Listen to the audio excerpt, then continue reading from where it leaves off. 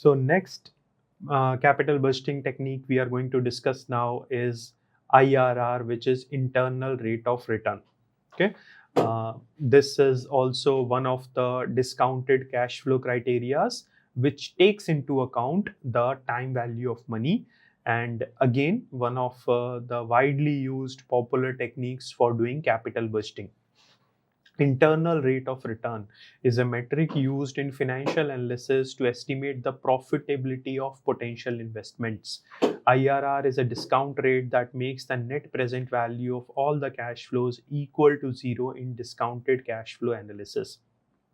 So we learned about NPV technique, which was giving us a absolute value, the net value added, value addition we have done.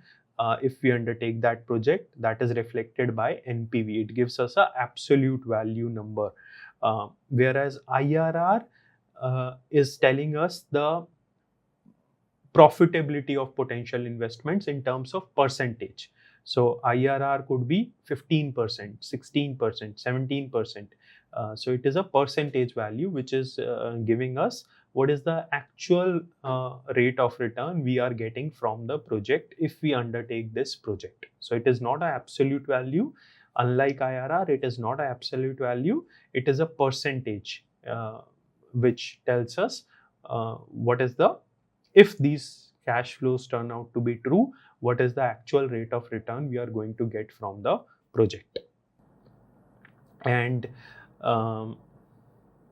if we look at from the discount rate perspective, if we use that IRR value as a discount rate and discount all of our cash inflows and outflows, the NPV using IRR as the discount rate, if we calculate the NPV, it will come out to be zero.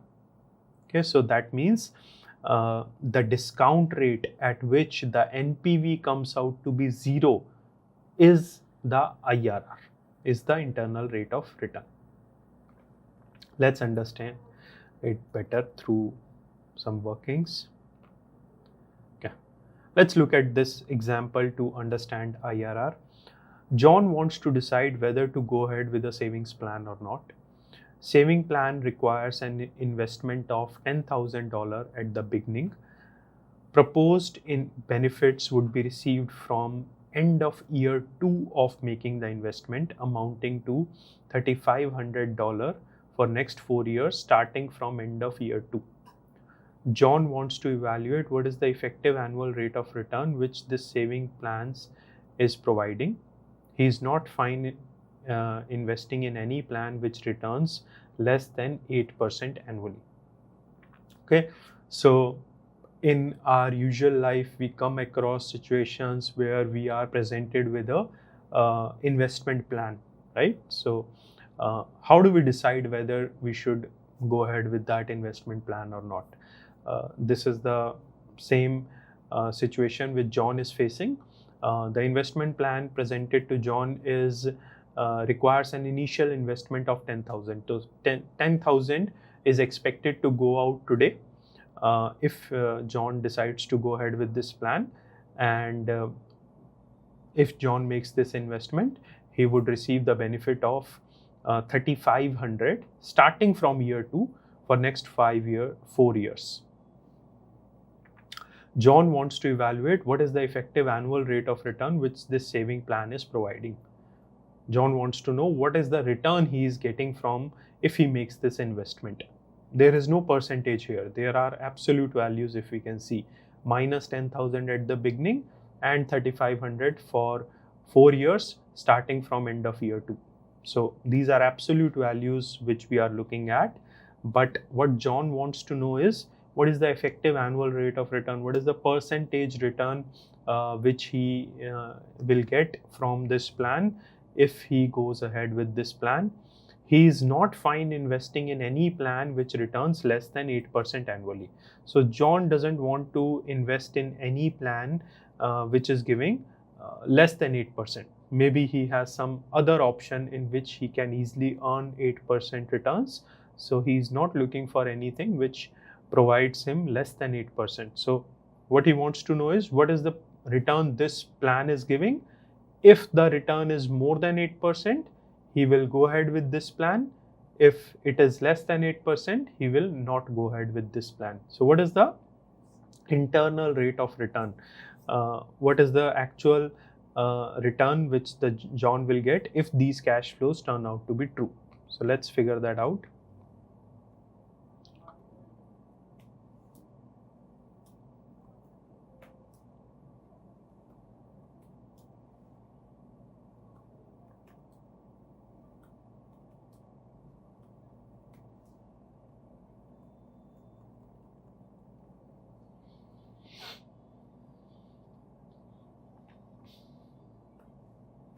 Discount rate we are taking at 8%.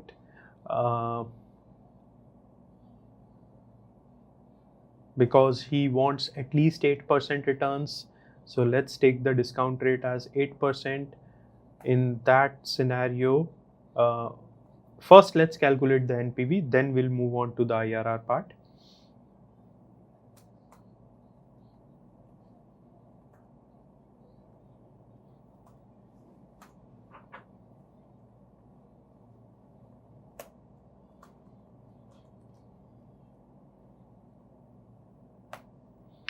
Discount value factor is 1 divided by 1 plus discount rate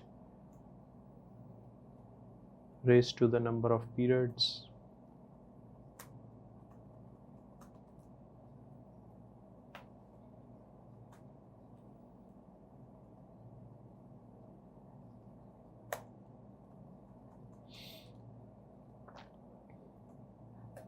So NPV is coming out to be 733, right? Okay, so NPV is positive. That means we are getting a return of more than 8%. That is why NPV is coming out to be positive. Now, NPV value positive means if these cash flows turn out to be true, then our rate of return from this project, from this savings plan, is more than 8%. Okay, this is the meaning of positive NPV. But is it telling us what is the let's say annual rate of return we are getting? No, NPV doesn't tell us that. NPV is giving us an absolute number. What we are looking for is a percentage. What is the annual rate of return we are getting? That will be told by IRR. And IRR is also the discount rate. IRR is the discount rate at which NPV becomes 0. Right? So let's try that. Let's change the discount rate and see where the NPV is becoming 0. So what I'm going to do here is I'll change the discount rate and accordingly see. Okay.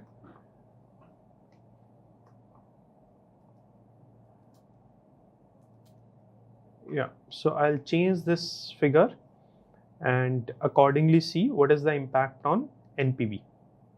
So let's focus on these two. If I increase this discount rate, NPV will go down. Yeah, because my discounting is happening if more than at 8%, if it is happening at 9%, 10%, then net present value of will go down. So we can see that. Let's make it 9%. Net present value is now only 402.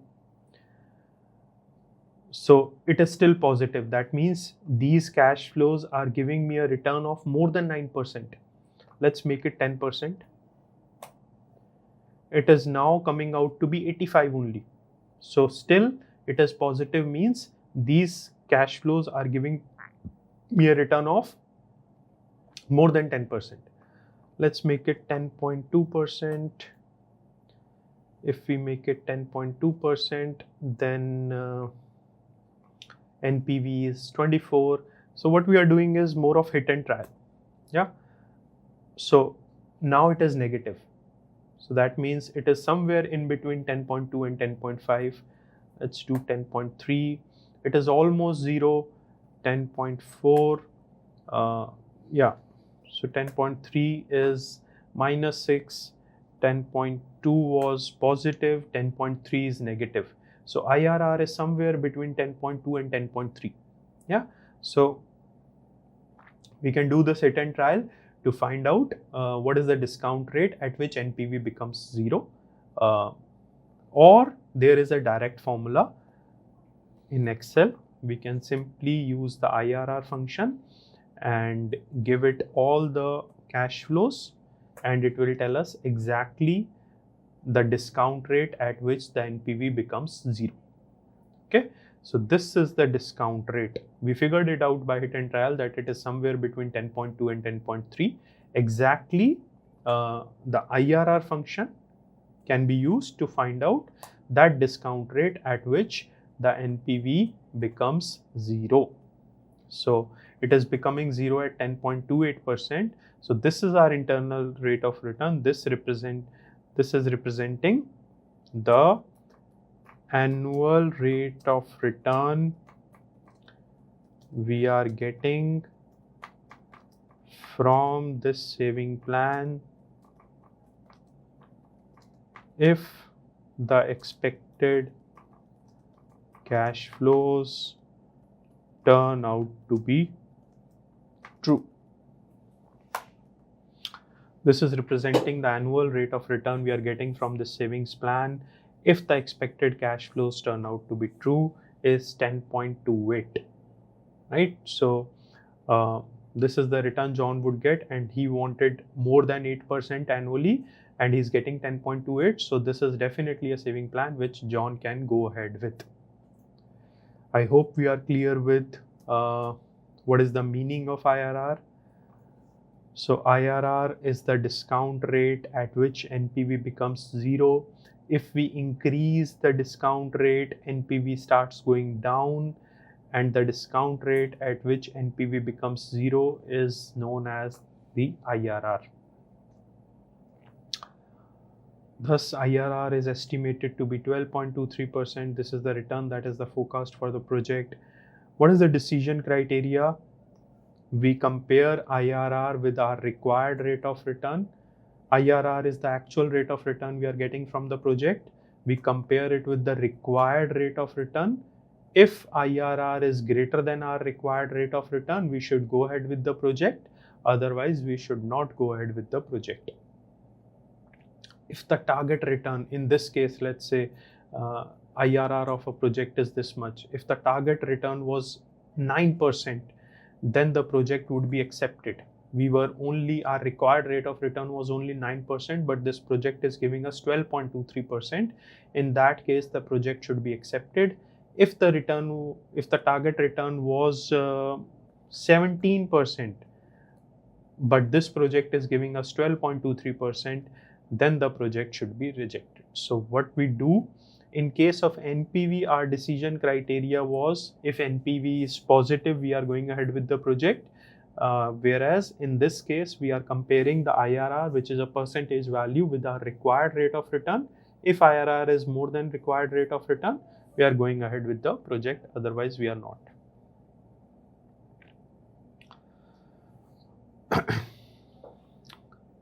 Few more points related to IRR. It considers the time value of money, which we have seen. We are discounting the cash flows. So definitely it is considering the time value of money. Acceptance rule is we compare it with the required rate of return. If IRR is greater than the required rate of return, we accept the project, otherwise we do not. It measures profitability. It considers all cash flows occurring over the entire life of the project to calculate its rate of return. So it does not ignore any cash flows. It considers all the cash flows right from period 0 till the end of the project, and it is consistent with the objective of shareholders' wealth maximization.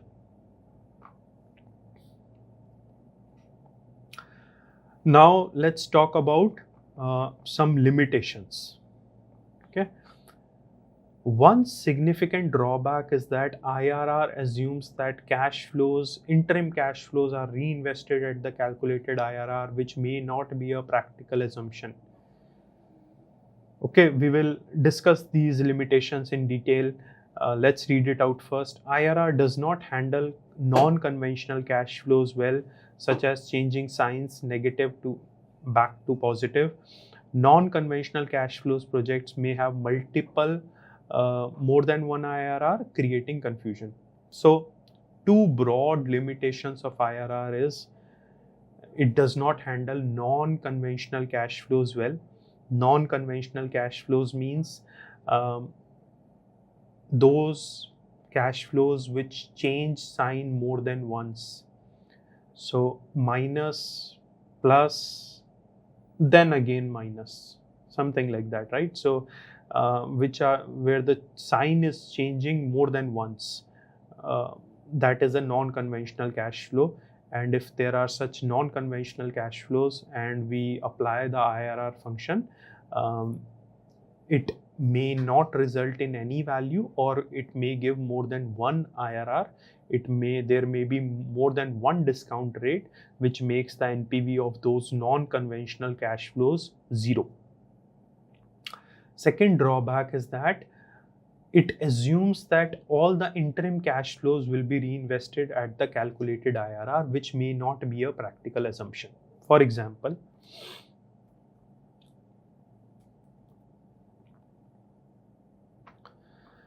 let's understand the limitations of IRR again through an example. Here we are setting up a new production line for an automobile manufacturer, which will cost around 5 lakh for the company. That production line is expected to be used for 3 years, post which it will be scrapped with a salvage value of $2 lakh. Expected interim cash flows are as follows. Calculate the IRR by this new production line. Right? So let's quickly look at the cash flows. Initial investment, setting up the new production line, will cost 5 lakh for the company. So this is a cash outflow. We will show it as a negative value, and we are assuming this cash flow is going out in the present today. So minus 5 lakh will be the cash flow under period 0. That production line is expected to be used for 3 years, post which it will be scrapped with a salvage value. So what are the benefits we are getting from that production line is 150 at the end of year 1, 250 at the end of year 2, and 2 lakh plus salvage value, which is again 2 lakh. So 4 lakh at the end of year 3. Okay. So these are the projected cash flows for this project. And if we look at IRR of this project, it is coming out to be 23.24%. So we have calculated the IRR provided by this new production line. That means this is the return this production line will give us. Okay, this is what we know of IRR. But what is the assumption? What is the limitation here? IRR assumes that cash flows are reinvested at the calculated IRR, which may not be a practical assumption. That means this return we are going to get, the assumption here is that the interim cash flows, this 150 we are getting at the end of year 1, this 250 we are getting at the end of year 2. These are known as interim cash flows. These interim cash flows will be reinvested at the same rate as IRR. That means the assumption here is that we will reinvest this 150 for 2 years at the same rate of IRR. We will reinvest this 250 for 1 year at the same rate of IRR. If we do not do that, then our actual rate of return will not be 23.24. If we do not reinvest these cash flows, our actual rate of return will be much lower than 23.24. Okay, so this figure of 23.24 we are getting is inherently assuming that we will reinvest these interim cash flows at the same rate. Now, is it practical to assume that we can reinvest the interim cash flows for this much period at the same rate? 23% is a high percentage. We may not have opportunities available at this time. At the end of year 1, we may not have the opportunities available to reinvest this $150,000 at 23%. Similarly, at the end of year 2, we may not be able to reinvest this $250,000 at the rate of 23%.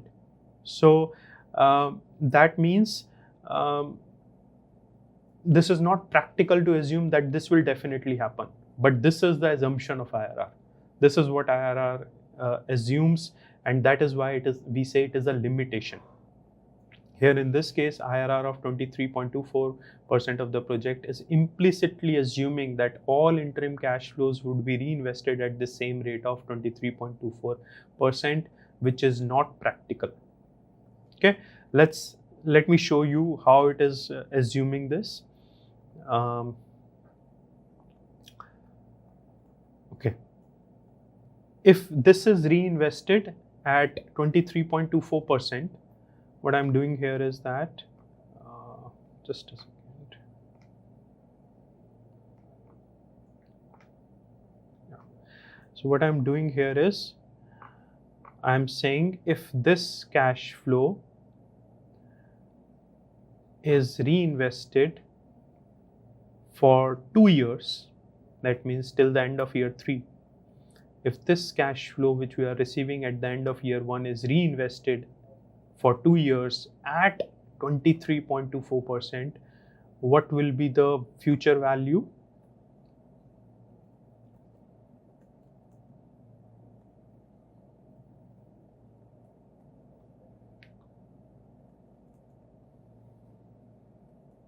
Let's assume this is reinvested for 2 years.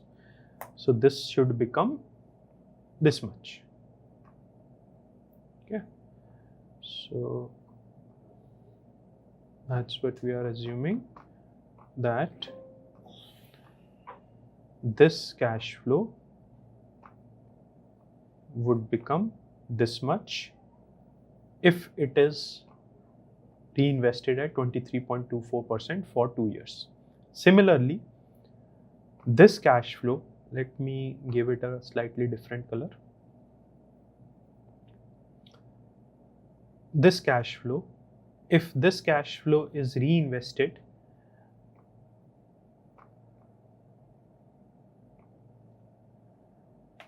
for 1 year at 23.24%, what will it become?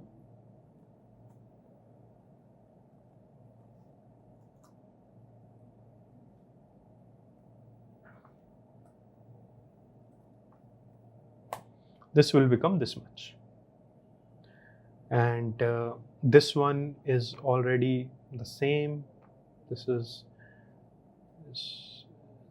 stay the same. So this is 4 lakh.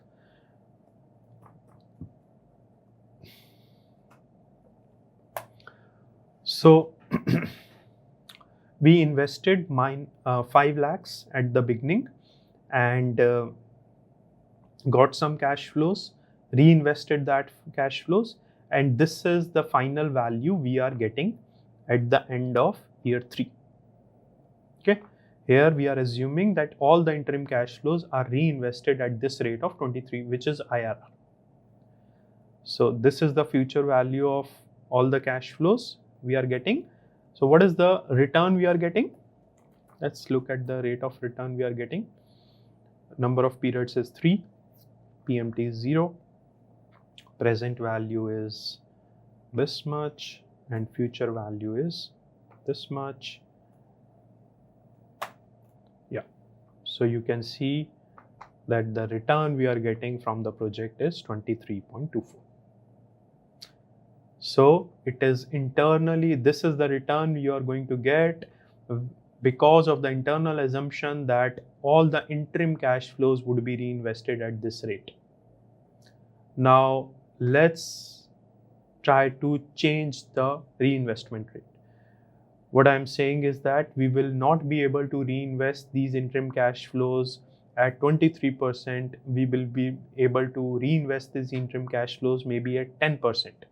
If that is the case, our returns become 19.65%, and now it is not 23.24%. Okay, so this will be only 23.24% if we are assuming that all the interim cash flows are reinvested at the same rate of IRR, which may not be practically possible. This is limitation 1 of IRR. Now, coming to limitation 2 of IRR, second limitation of IRR is it does not handle the non-conventional cash flows well, such as changing signs negative to positive and back. In such cases, non-conventional cash flow projects may have more than one IRR, creating confusion. So, let's look at these cash flows. Let's say a project has these cash flows where it is changing sign more than once. So first it is negative, then these cash flows become positive, then again it becomes negative. So it is changing sign more than once, minus to plus, and then again from plus to minus. This is what we call as non-conventional cash flows. So in such cases, there could be more than one discount rate which is giving a NPV of 0. Okay. So for example, let's say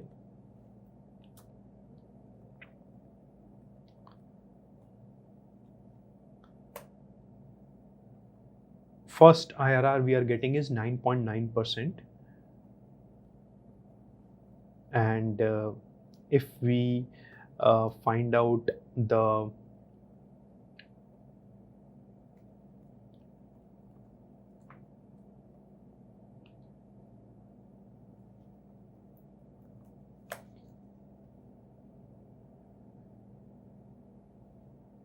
using this discount rate, if we find out the NPV,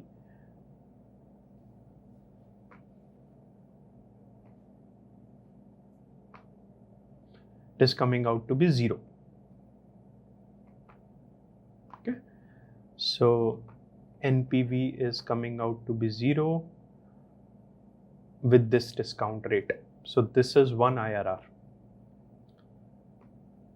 and we can look at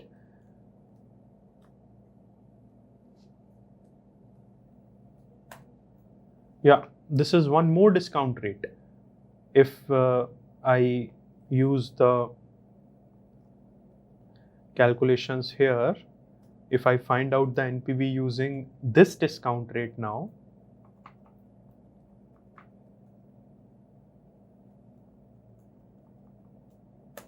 then again it is coming out to be 0.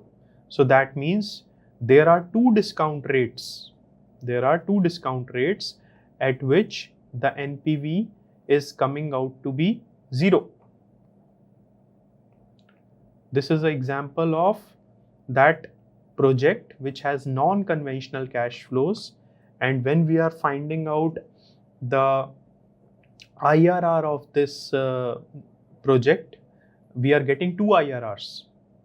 So now how do we decide? Should we go ahead with the project or not? Let's say our required rate of return is 15%. So one IRR is less than 15%, which is saying, no, we should not go with this project. And one IRR is more than 15%, which is saying that we should go ahead with this project. So in that case, we cannot decide. It is creating a confusion for us, right? So this is the problem. This is the limitation IRR technique has, where it may give more than one IRR, more than one discount rate, where the NPV becomes 0. So it is not useful in handling non-conventional cash flows because it may give multiple IRRs. So these are the two limitations of IRR technique. Let's quickly revisit the summary. One significant drawback is that IRR assumes that cash flows are reinvested at the calculated IRR, which may not be a practical assumption. Secondly, it doesn't handle non-conventional cash flows well. In case of non-conventional cash flows, project may have more than one IRR, creating confusion. So this is what we saw, and that is why IRR is not as useful or as popular as NPV technique, but still it has its advantage in the terms of that it gives a percentage value, whereas NPV was giving an absolute value. So from that perspective, we should use IRR, but it is not useful in case of unconventional cash flows.